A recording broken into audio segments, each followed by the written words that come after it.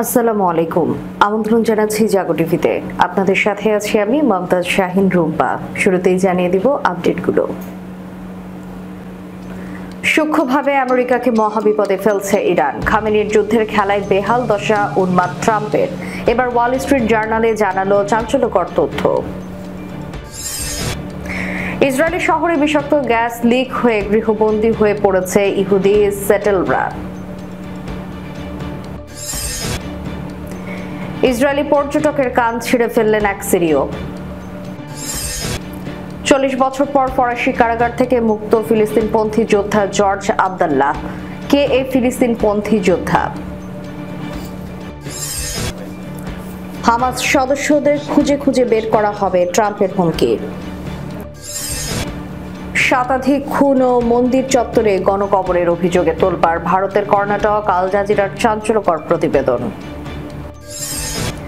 ফিলিস্তিন কেবল কাগজের রাষ্ট্র, মেলোনির মন্তব্যে কূটনৈতিক ঝড়। শুনছিলেন শিরোনাম, এবারে বিস্তারিত। সূক্ষ্মভাবে আমেরিকাকে মহাবিপদে ফেলেছে ইরান। খামেনির যুদ্ধের খেলায় বেহাল দশা উন্মাদ ট্রাম্পের। এবার ওয়াল স্ট্রিট জার্নাল জানালো চাঞ্চল্যকর তথ্য। টান পড়েছে আমেরিকার যুদ্ধাস্ত্রের ভান্ডারে। নিজে কোন দেশের সাথে যুদ্ধে না জড়িয়ে ইসরায়েলের জন্য ট্রাম্পের সমরাস্ত্র ভান্ডারের অবস্থা বেহাল। তাহলে যুক্তরাষ্ট্র এককভাবে যখন যুদ্ধ করে যাবে তখন স্বল্প সময়ের মধ্যে কোথায় এত অস্ত্র পাবে? ওয়াশিংটনে এমন প্রশ্ন ঘুরপাক খাচ্ছে সব মহলে। ইরানের সাথে ইসরায়েলি যুদ্ধে পরোক্ষভাবে জড়িয়ে পড়ে মার্কিন যুক্তরাষ্ট্র। ইসরায়েলের একমাত্র শক্তি মিত্রদেশ যুক্তরাষ্ট্র এই যুদ্ধে সমরাস্ত্র সরবরাহ করেছে শুরু থেকে। কিন্তু ইরান যখন মিসাইলের বহর দিয়ে ইসরায়েলের তাণ্ডব লীলা চালাচ্ছে তখন বন্ধু দেশের এমন দুরবস্থা মেনে নিতে পারেনি মার্কিন প্রেসিডেন্ট ডোনাল্ড ট্রাম্প। তিনি ঠিক করলেন হামলা চালাবেন ইরানের পরমাণু স্থাপনায়। সেই মতো ইরানের ফোর্দো, নাতাঞ্জ এবং ইস্পাহানে আঘাত হানে ট্রাম্পের B-2 বোম্বারের বাংকার বাস্টার।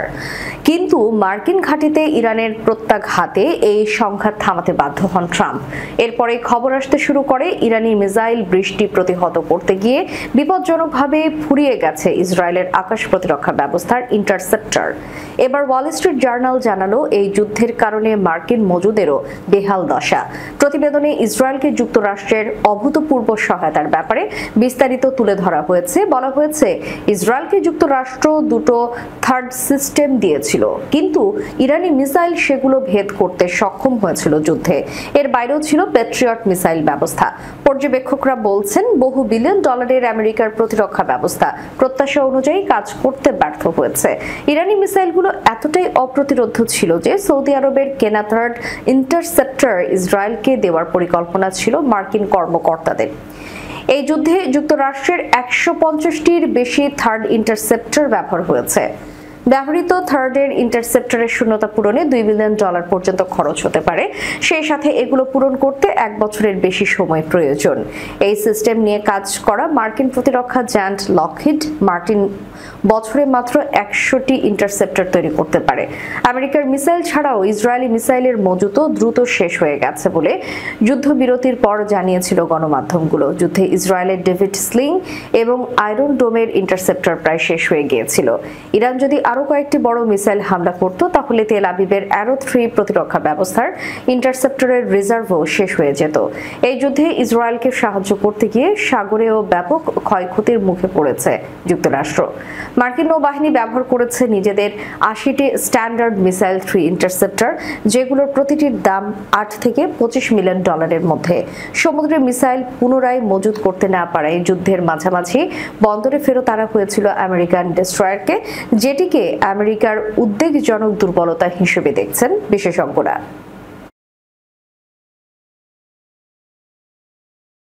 ইসরায়েলি শহরে বিষাক্ত গ্যাস লিক হয়ে গৃহবন্দী হয়ে পড়েছে অবৈধ ইহুদি সেটেলাররা। ইসরায়েলের আশালিম বিদ্যুৎ কেন্দ্রে একটি বড় ধরনের ত্রুটির কারণে প্রাণঘাতী গ্যাস ছড়িয়ে পড়েছে। এতে রামাতে নেভেগের বাসিন্দারা ঘরের ভেতরে থাকতে বাধ্য হন, ফলে জনসাধারণের মধ্যে তীব্র ক্ষোভের সৃষ্টি হয়। এই ঘটনায় শাসক গোষ্ঠীর প্রতিক্রিয়া নিয়ে প্রশ্ন উঠেছে। ইসরায়েলি শহরের আশালিম তাপসৌর বিদ্যুৎ কেন্দ্রে বিপজ্জনক এই ঘটনায় জ্বালানি ব্যবস্থা এবং আশপাশের শিল্প স্থাপনাগুলিতে অস্বাভাবিক কারিগরি ত্রুটি দেখা দিয়েছে। এই ব্যর্থতার ফলে প্লান্ট জুড়ে এবং রামাত নেভেকের নিকটবর্তী এলাকায় বিপজ্জনক এবং সম্ভাব্য মারাত্মক গ্যাস নির্গত হয়েছে। বাসিন্দারা সামাজিক যোগাযোগ মাধ্যমে এবং স্থানীয় গণমাধ্যমকে জানিয়েছে, ইসরায়েলি শাসক গোষ্ঠীর জ্বালানি মন্ত্রণালয় এখনও ত্রুটির উৎস শনাক্ত করতে পারেনি। কর্তৃপক্ষ সেটেলারদের ঘরের ভিতরে থাকার পরামর্শ দিয়ে আসছে। তাপ এবং সৌর প্রযুক্তির সমন্বয়ে গঠিত হাইব্রিড বিদ্যুৎ কেন্দ্র আশালিম তেল ভিত্তিক জ্বালানি ব্যবস্থায় গুরুতর ব্যাঘাতের সম্মুখীন হয়েছে। প্রায় ৩৬ ঘন্টা নীরবতার পর জ্বালানি মন্ত্রণালয় এক বিবৃতিতে জনসাধারণের কাছে ক্ষমা চেয়েছে, যেখানে বলা হয়েছে সেটেলারদের এখনও তাদের বাড়িঘর ছেড়ে যাওয়া এড়িয়ে চলতে হবে, যাতে সম্ভবত ক্ষতি থেকে নিরাপদ থাকতে পারে। গ্রিসে এক ইসরায়েলি পর্যটকের কান ছিঁড়ে ফেলেছেন এক সিরীয়। গ্রিসের একটি সমুদ্র সৈকতে এই ঘটনা ঘটে বলে জানিয়েছে দখলদার ইসরায়েলের নাগরিক স্টাফ বেন সুসান। ইসরায়েলি সংবাদ মাধ্যম চ্যানেল 12 জানিয়েছে, এই সিরীয়কে নিয়ে বর্ণবৈষম্যমূলক কথা বলায় ইসরায়েলি পর্যটকেই আটক করেছিল পুলিশ। গ্রিসের একটি হাসপাতাল থেকে ইসরায়েলি পর্যটক সংবাদ মাধ্যমটিকে বলেছেন, তারা অ্যাথেন্সিয়ান রিভেরার বলিভার সৈকতে গিয়েছিল। ওই সময় অপর এক ইসরায়েলের দম্পতির সঙ্গে তিনি ও তার স্ত্রীর কথা বলেছিলেন। তখন এক ব্যক্তি তাদের ভিডিও করা শুরু করে এবং ফ্রি ফিলিস্তিন, ইসরায়েল নিপাত যাক, আমি হামাস এমন স্লোগান দিতে থাকেন। এক পর্যায়ে ওই সিরীয় ব্যক্তি তাদের উপর বালু ছুঁড়ে মারলে তিনি তাকে ধাক্কা দেন। এরপর নিরাপত্তা কর্মীরা এসে তাদের ছাড়িয়ে ওই সিরীয়কে সৈকত থেকে সরিয়ে দেন। এই ইসরায়েলি দখলদার আরো বলেছেন, 1 ঘন্টা পর স্ত্রীকে নিয়ে একটি বাথরুম থেকে বের হন। তখন দেখতে পান ওই সিরীয় তাদের কাছে আসছেন এবং তার স্ত্রীর উপর হামলা চালাতে যাচ্ছিলেন। দখলদার দাবি করেছেন, হামলায় বাধা দিতে গেলে সিরীয় ব্যক্তি তার কানের একটি অংশ ছিঁড়ে ফেলে। 4 দশকের বেশি সময় বন্দী থাকার পর ফ্রান্সের কারাগার থেকে মুক্তি পেলেন ফিলিস্তিনপন্থী লেবানিজ যোদ্ধা জর্জ ইব্রাহিম আবদাল্লাহ। তিনি 1984 সাল থেকে কারাবন্দী ছিলেন। মুক্তি পেয়ে বৈরুতে ফিরেছেন। 2 কূটনীতিক হত্যার ঘটনায় জড়িত থাকার অভিযোগে 40 বছরের বেশি সময় তিনি ফরাসি কারাগারে বন্দী ছিলেন। ফরাসি কর্তৃপক্ষ শুক্রবার ভোরে আর কোনোদিন ফ্রান্সে না আসার শর্ত সাপেক্ষে আবদাল্লাহকে মুক্তি দেয়। বৈরুত বিমানবন্দরের ভিআইপি লাউঞ্জে তার পরিবারের সদস্যরা তাকে স্বাগত জানায়। পাশাপাশি আশেপাশে বহু সমর্থক ভিড় করেছিলেন। এই সময় তারা ফিলিস্তিন এবং লেবাননের কমিউনিস্ট পার্টির পতাকা উড়াচ্ছিলেন। জর্জ আবদাল্লাহর আগমন উপলক্ষে স্লোগান এবং উল্লাসে ফেটে পড়েন সমর্থকেরা। বার্তা সংস্থা এএফপি জানিয়েছে, অনেকে তাকে প্রতিরোধের প্রতীক হিসেবে বরণ করে নেন। রাজনৈতিক বন্দীদের মধ্যে ফ্রান্সের দীর্ঘতম সময় কারাবন্দী ছিলেন তিনি, তাই তার মুক্তি একটি যুগের অবসানের প্রতীক হিসেবে বিবেচিত। 1987 সালে যুক্তরাষ্ট্রের সামরিক কর্মকর্তা চার্লস রবার্ট রে এবং ইসরায়েলি কূটনীতিক ইয়াকভ বার-সিমান্তভকে প্যারিসে হত্যায় জড়িত থাকায় অভিযোগে আবদাল্লাহকে দণ্ডিত করা হয়। দীর্ঘদিন ধরে তিনি মুক্তির যোগ্য ছিলেন, কিন্তু যুক্তরাষ্ট্রের চাপের কারণে তার মুক্তির আবেদন বারবার নাকচ করা হয়। গত মাসে প্যারিসের আপিল আদালত শর্ত সাপেক্ষে তার মুক্তির রায় দেয়। শর্ত ছিল তিনি ফ্রান্স ছেড়ে যাবেন এবং তার আর কখনো তিনি ফিরে আসবেন না। তার আইনজীবী জন-লুই সালাসে এএফপিকে বলেছেন, শেষবার সাক্ষাতে তিনি খুব বেশি খুশি ছিলেন, যদিও তিনি জানেন তিনি এমন একটি সময়ে মধ্যপ্রাচ্যে ফিরছেন যখন লেবানন এবং ফিলিস্তিনিদের অবস্থা অত্যন্ত কঠিন। বিলুপ্ত লেবানিজ রেভলিউশনারি আর্মড ফ্যাকশনের প্রতিষ্ঠাতা আবদাল্লাহ সম্প্রতি এক সংসদ সদস্যকে বলেছেন তিনি এখন সংগ্রামী এবং সংগ্রাম চালিয়ে যাবেন। তাকে গ্রেফতারের সময় তার একটি ফ্ল্যাট থেকে মেশিন গান এবং যোগাযোগ সরঞ্জাম উদ্ধার করে ফরাসি পুলিশ। ফিলিস্তিনের স্বাধীনতাকামী সংগঠন হামাস ইসরায়েলের সঙ্গে যুদ্ধবিরতি চুক্তি চাইছে না বলে মন্তব্য করেছেন যুক্তরাষ্ট্রের প্রেসিডেন্ট ডোনাল্ড ট্রাম্প। তার ধারণা, সব জিম্মিকে মুক্তি দেওয়ার পর ইসরায়েল কি করবে তা নিয়ে আতঙ্কে আছে হামাস। ট্রাম্প শুক্রবার হোয়াইট হাউসে সাংবাদিকদের এসব কথা বলেন। এদিন তিনি ইঙ্গিত দেন, যুক্তরাষ্ট্র ও ইসরায়েল এখনই যুদ্ধ পুরোপুরি থামাতে চাইছে না। তারা শুধু অল্প সময়ের জন্য যুদ্ধ বন্ধ করতে চাইছে, যেন ইসরায়েলি জিম্মিদের গাজা থেকে মুক্ত করা যায়। ট্রাম্প সাংবাদিকদের বলেন, আমরা চূড়ান্ত ধাপে জিম্মি মুক্তির অপেক্ষায় আছি, আর তারা জানে সর্বশেষ বন্দীদের ছাড়া হলে এরপর কি হতে পারে। মূলত সে কারণেই তারা আসলে চুক্তি করতে চায়নি। যুদ্ধবিরতি নিয়ে আলোচনা ভেস্তে যাওয়ার জন্য হামাসকেই দায়ী করেছেন ট্রাম্প। বলেছেন, হামাসকে এখন খুঁজে খুঁজে বের করা হবে। ট্রাম্প আরো বলেন, হামাস সত্যিকার অর্থে কোনো চুক্তি করতে চায়নি। আমি মনে করি তারা মরতে চায়, আর এটা খুবই খারাপ। গত বৃহস্পতিবার ট্রাম্পের মধ্যপ্রাচ্য বিষয়ক দূত স্টিভ উইটকফ বলেছেন, আলোচনায় নিজেদের সম্পৃক্ততা কমিয়ে ফেলেছে ওয়াশিংটন। তাদের অভিযোগ, যুদ্ধবিরতির বিষয়ে হামাস খুব একটা আগ্রহী নন। ইসরায়েলও বলেছে তারাও কাতার থেকে তাদের আলোচক দল ফিরিয়ে নিয়েছে। কাতারে এই যুদ্ধবিরতির আলোচনা চলছিল। যুক্তরাষ্ট্রের অবস্থানের বিষয়ে হামাস বিস্ময় প্রকাশ করেছে। সংগঠনটি বলছে তারা সত্যিই চাইছিল যেন মধ্যস্থতাকারীদের চেষ্টায় চুক্তি হয়। শতাধিক খুন এবং মন্দির চত্বরে গণকবরের অভিযোগে তোলপাড় ভারতের কর্ণাটক। আল জাজিরার চাঞ্চল্যকর প্রতিবেদন। ভারতের কর্ণাটকের বিখ্যাত ধর্মস্থল ধর্মশালা মন্দির চত্বরে শতাধিক হত্যা এবং গণকবরের অভিযোগ ভারত জুড়ে শুরু হয়েছে তীব্র আলোচনা এবং তোলপাড়।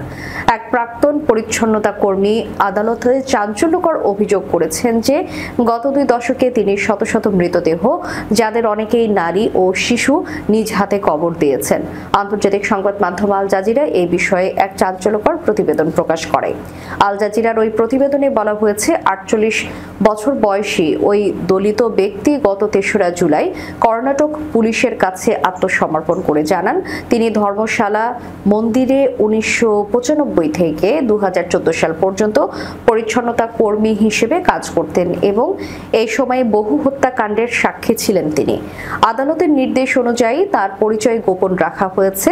তার ভাষ্য অনুযায়ী তাকে ভয় দেখিয়ে, মারধর করে এবং পরিবারের হত্যার হুমকি দিয়ে এসব মৃতদেহ কবর দিতে বাধ্য করা হয়। আমি আর এই স্মৃতির ভার বহন করতে পারছি না, বলেন ওই ব্যক্তি। ধর্মস্থলা কর্ণাটকের দক্ষিণ কন্নড় জেলায় অবস্থিত প্রায় 800 বছরের পুরনো এক তীর্থস্থান। প্রতিদিন এখানে প্রায় 2000 ভক্ত আসেন।